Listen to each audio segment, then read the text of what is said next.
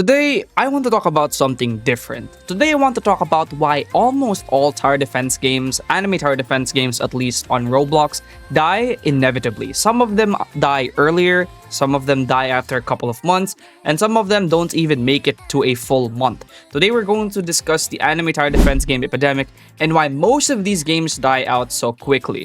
When discussing anime tower defense games dying, there's really a lot of options there. So we're gonna talk about the only two anime tower defense game that actually has survived for a pretty long period of time now, that being Anime Vanguards and also ALS. So these are the two modern day tower defense games, or at least anime tower defense games that has survived the test of time and is still active to this day with some decent player count. We're going to discuss both of them first and why both of these games are still alive to this day. We're going to talk about Anime Vanguards first. So the number one thing that I will talk about Anime Vanguards and the reason why it has survived this long, it's actually going to boil down to one thing, and that is going to be the passion that the Anime Vanguards has for this game. The owners of Anime Vanguards has some intense passion for this game, and you can really see it in the way Anime Vanguards plays and the way that Anime Vanguards innovate. Even back then, during the release of Anime Vanguards, they introduced passives. Yes, passives was actually an innovation by Anime Vanguards, and most of the other tower defense games back then, before AV, did not actually have passives. So even though Anime Vanguards has already stooped down to very low numbers before, I believe the lowest they have ever reached was somewhere around 4,000. They have managed to bring Anime Vanguards back again from the brink of death to where it is now, to somewhere around 30k. I know that 30k is not the highest number right now, but that's because Anime Vanguards does have issues right now as well currently. But their previous update, the one before update 9.5 that's going to be releasing eventually, update 9, actually peaked at over 140k, which is an insanely high number for anniversary update, and it's also an insanely high number for Anime Vanguard. So we're now going to talk about the other game, which is Anime Last Stand. Now, Anime Last Stand also has some passion, but it's not for the game itself. Anime Last Stand, I believe, has some passion for the money that Anime Last Stand generates. I think the reason why the boss still works on Anime Last Stand is because it's a big cash cow. He likes the money that's being generated by ALS, so he keeps working on it, and that's what he's passionate about. Regardless of whatever they're passionate about, the passion for both of these games keeps them to innovate, keeps them to keep on updating, keeps them on planning, keeps them on making new stuff. And I believe that that's the reason why Anime Last Stand and Anime Vanguards has stood the test of time. Now, there are also some other games that stood the test of time before Anime Vanguards, and those games were All-Star Tower Defense, the original one, which is actually also the first one, I believe, and Anime Vanguards, or AnimeDefenders, sorry. So, AnimeDefenders and All-Star Tower Defense games, those are actually also two pretty decent examples, but I believe the reason why those games lasted for so long is because back then, there really were no other competition for ATD games. I think ASTDX and AA had the benefits of the fact that there were no other games out there at that time that was, anime tower defense games. So they had that advantage, and for that reason alone, I believe that was the number one contributing factor to why their game worked so well. Because if you take a look at ASTDX and AnimeDefenders, which is actually one of the biggest, these two games were the biggest releases in terms of anime tower defense games since 2024. AnimeDefenders released around 150k, ACDX released around 300k, but both of these games right now are less than 1,000 players, so that is absolutely wild.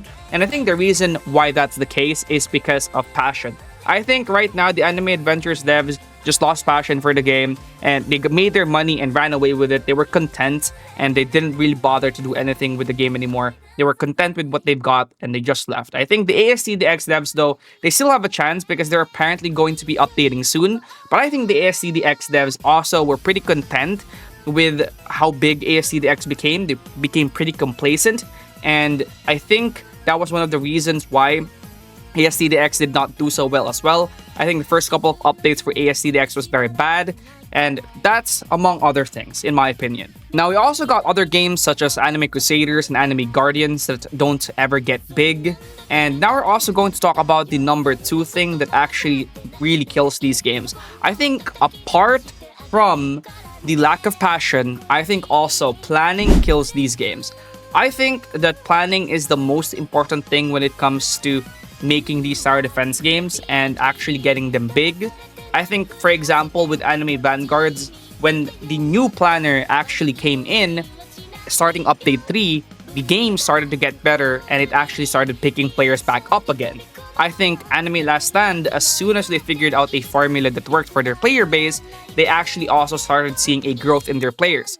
I think Anime Guardians and Anime Crusaders and all these other tower defense games have not had a plan that worked well for them. I think they struggle with planning, and I think they struggle to really nail what they want to do with their game. And also, I think they really struggle with actually producing things that their audience wants. I think for ALS, even though some people call it slop, they really nail being able to produce something that their audience wants. I think most of the ALS players really love what it is.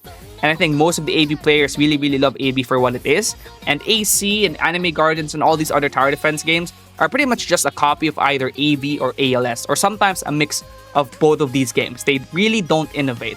So I think a lot of these games really struggle with planning and also really struggle with passion.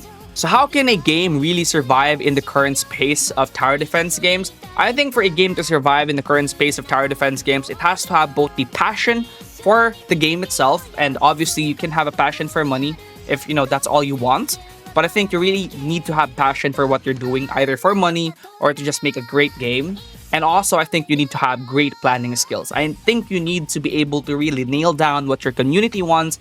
And I think you need to be able to actually give that to them without you breaking the game. Because, for example, in the case of AnimeDefenders, which is a game that I really haven't mentioned in this video yet, they actually did this with trading. I think AnimeDefenders tried to please their audience by giving them gem trading, and this backfired on them really badly later down the road. So when I mean by giving audience what they want, I really mean this in the sense that you give what players want, but also you try to do it in a way that it won't break the game. And I think Anime Vanguards is the perfect example of this, more so than ALS, because Anime Vanguard's planner Volk is an absolute genius, man.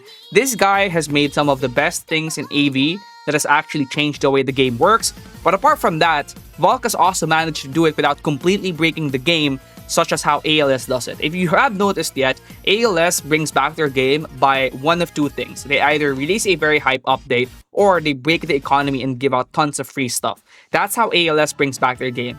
AV brings back their game by releasing good stuff, releasing innovative stuff, and releasing high quality updates. Very different things, but again, the planning for both of them works for what their audience wants. The problem with ALS though is that it will eventually backfire on them, but I think AB, even though right now they're taking a long time to release an update, I really don't think that this will backfire on them, because Volk really does have the health of the game in mind whenever he comes to plan these things. So what I mean by planning, I really don't just mean actually giving what players want regardless of the game's health. I mean actually well thought of updates that will give what players want while also maintaining the game. Those two things are, in my opinion, the key to surviving tower defense game hell. And there's a new game that's going to be releasing soon that I'll actually also cover, which is Universal Tower Defense. So if you guys want to see me cover this game, then don't forget to hit that like and subscribe button. Without further ado, let's move on with the next video, which is going to be about UTD. I'll see you guys in the next one. Peace out.